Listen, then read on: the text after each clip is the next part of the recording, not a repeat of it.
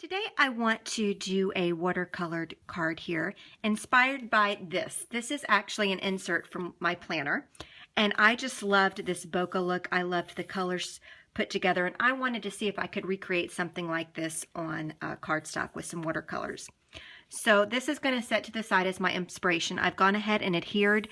This is some Tim Holtz watercolored paper. I went ahead and adhered it down with a big roll. This is frog tape. I got it off of Amazon. And I adhered it down to a clipboard. Any kind of flat surface will work. The reason why I taped it down is because when you add watercolor, your paper tends to warp, and by taping it down, it helps keep it flat. So anytime you do any kind of watercoloring, you want to put a wash of color down first, in my experience. I'm going to be using the Gonzai watercolors here. This is my set. I've got the 36 count. I've gone ahead and pulled out the colors that I'm going to be using, and I'll just show you on this. I'm going to be using number 90, number 91, possibly 95, and then I pulled out 42. And these things come out of their little containers, so it's nice. So I can just work off of this palette right here. So I've got a brush here and some clean water, and I'm just going to apply a brush. I am working off of the textured side today. Normally I don't, but I wanted a little bit of texture. So I've got a nice wash of color down. Or not color, hello, water. I like to put the water down first because when I go to add the watercolor, the water does all the work for me in the blending. So I'm going to start with 91, I think. Let me flip this around. That's how it is on my palette there. And I'm just going to start going in and adding the color. Now, it's not going to look pretty at first. That's okay. Have no fear. From my experience, quite frankly, the uglier it looks as you put it down, the more beautiful it's going to be when it's done. So it's okay that it doesn't look pretty. I want some bigger petals in some areas, some lighter petals in others. Just like that. And I've got my little inspiration piece here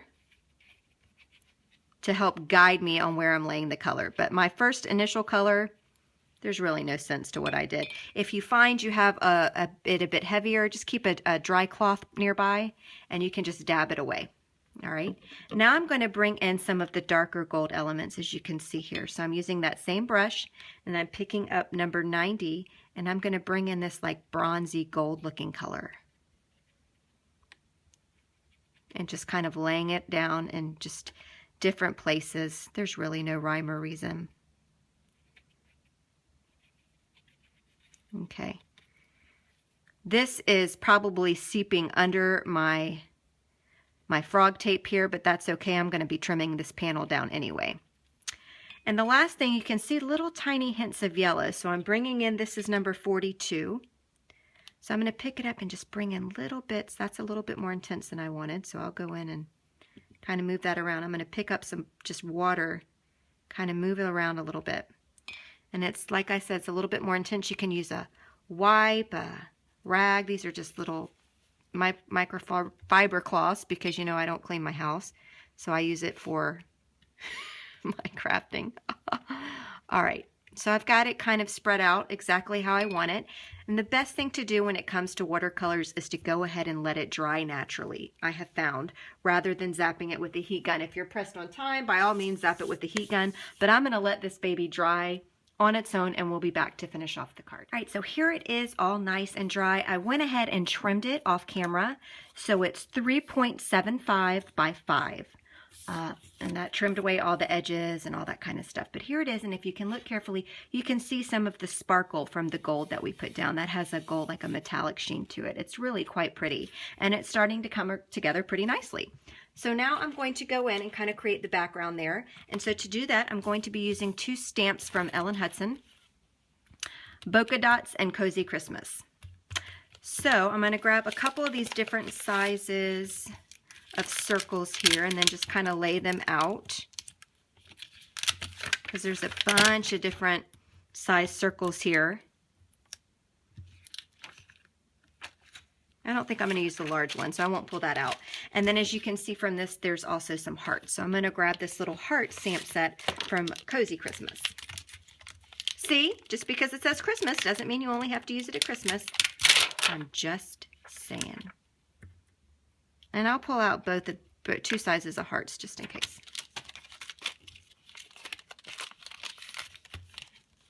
All right, so that's that. So now we're ready to start kind of building the background.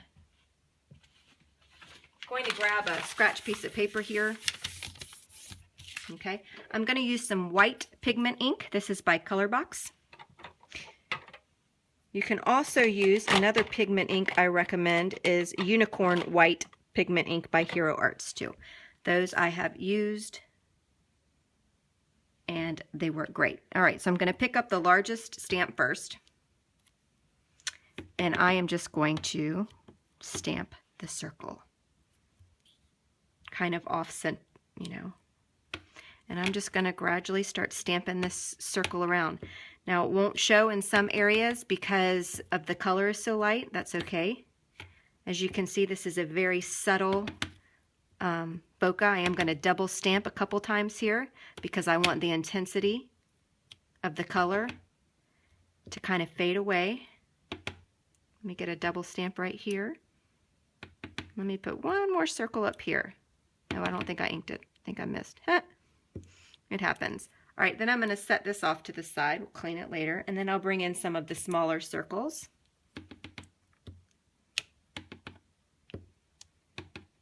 Some I'm even going to let touch. I know, getting daring. This one I'm going to double stamp because that's actually I might triple stamp it because that's a light color. Don't forget to go off your page.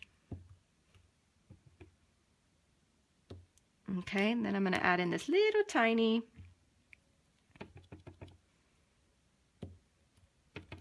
circle here, overlapping. You can even do some second generation stamping by stamping and then stamping somewhere else without re-inking, but you're not really going to get that effect because of the watercoloring is so light. But just have fun with it. Have fun with it. You could even bring in some gold ink if you wanted to and add a little bit of gold. Why don't we do that? I have gold ink. Let's just see what it looks like. I'm not even going to clean off my stamp. I know I should, but I'm not. Let's just go right on over that. And then that actually creates some shadow almost. Oh, I went back to the white. Ignore that. It was creating a shadow when I used the right color. Add it off to the side a little bit. Okay, that's good. I don't want to get all crazy, but I am crazy, so it would work just fine. All right, so now I'm going to go ahead and zap this with my heat gun because my next step, I want to do a little bit of heat embossing of those hearts.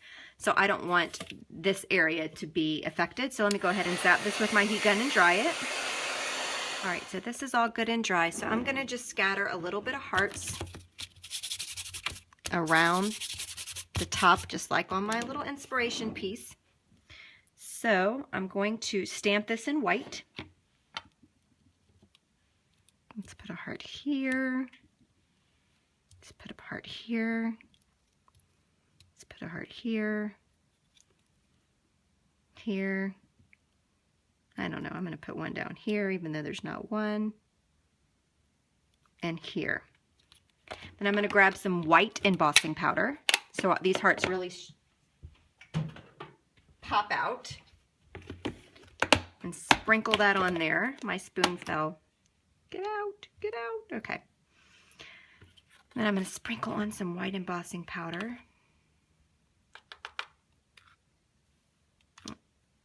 And I did use an anti-static tool, if you were wondering what that was. All right, and now I'm going to zap this with my heat gun, which is already nice and hot because I just used it.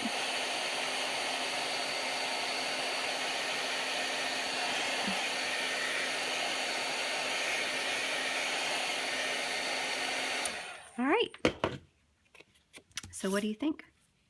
I mean, it's similar, it's kind of close, right? I like it. So to turn this into a card, I'm just going to keep it very simple. I'm going to take this brush stroke Christmas set.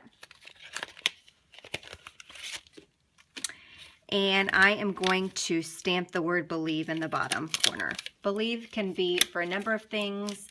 I have a friend that's going through a really hard time right now. I'm sure her faith is being very much tested. And I think believe is a fantastic sentiment. I'm going to ink it up with some of this gold ink I have by Encore. Can't talk. This is my first time not doing a voiceover for my videos. This is like real-time video work in here. Okay, I'm going to make sure I get my impression good because I want that gold to just pop. And I hope it does when I heat set it because it's not really popping right now. But I'm going to grab, ooh, I almost made a boo-boo. I'm going to grab clear embossing powder because it's a pigment ink. That ink is still wet. I'm going to sprinkle it on my believe, and I'm going to hope and pray that it makes that gold pop. What do y'all think? Think it's going to work? Let's see.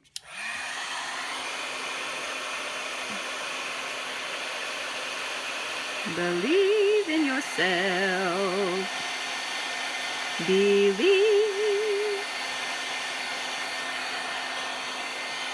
It's nice and shiny.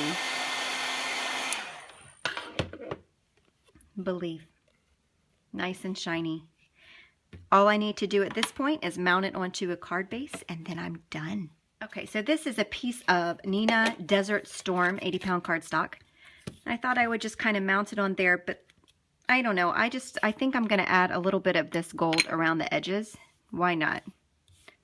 Just to bring in more of that gold, more of that sparkle. This little cube I got like 2 years ago. I'm telling you, this is chock full. This is chock full of juiciness. Let me just say. So it's a pigment ink. I need to let it dry or zap it with the heat gun. So I'm going to set it off to the side.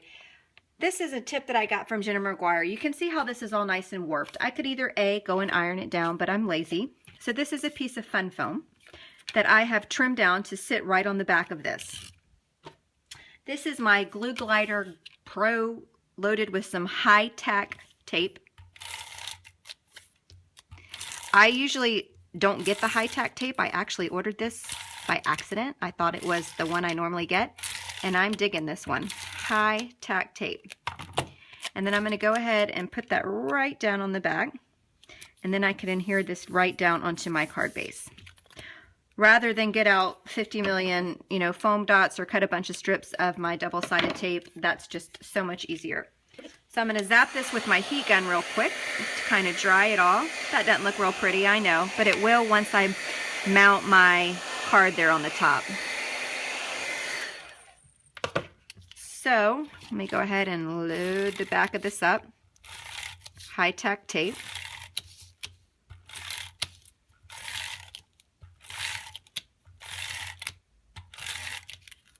You can see it on there. I'm going to go right up to the edge.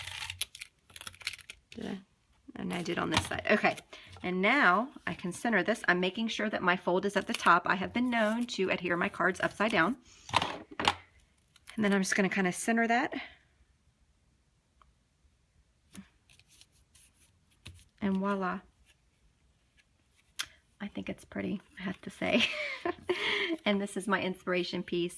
You can find inspiration anywhere. Just look up and there it is. It's just, I'm in love with these planner inserts. This is by the Webster's Color Crush planner, by the way. I just took it right on out and brought it up to my craft room.